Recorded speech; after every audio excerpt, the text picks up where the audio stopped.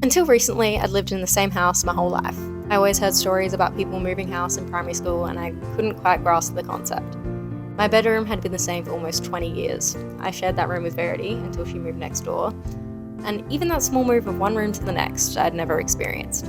At 11, I got a choice. I could pick a colour for the new coat of paint in my room, and I chose the same one. I always felt a weariness when things became too different.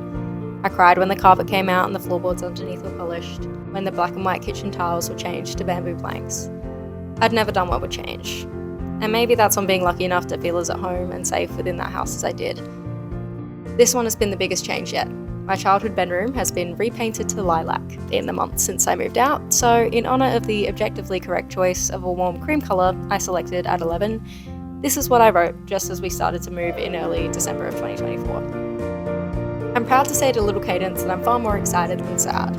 The more I think about calling somewhere else home, building a life that's mine, the more I look around and feel the warmth there is in this place. Slowly, this house, my childhood home, has become Mum and Dad's house. As we move things into a new space, I feel like I can see the beauty in my first home with new eyes, and I want to remember it. I want to remember the way this place has changed and stayed the same. The way I bumped my head under the same table at 4 years old that I eat at now. The lemon tree that's grown in front of my eyes since it was planted in my early childhood. The sounds the appliances make.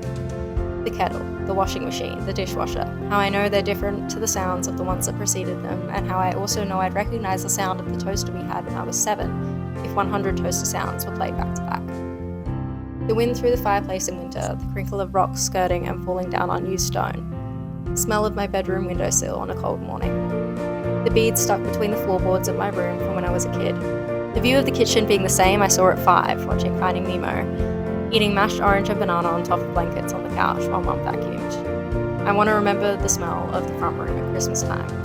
The way I'll never look at the light shade in Verity's room without thinking of nights of being scared and awake and seeing different faces in the shape of it. How I remember poking holes in the new grouting of the door I walk through every day. When the slightly rusty fly screen doors were installed and brand new. We still had a swing in the backyard then.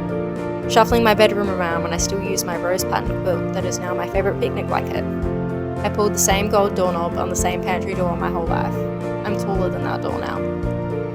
I have so much love for this house, for my family, for my childhood. I'm so lucky to have grown up here, to have seen all the ways in which it has changed.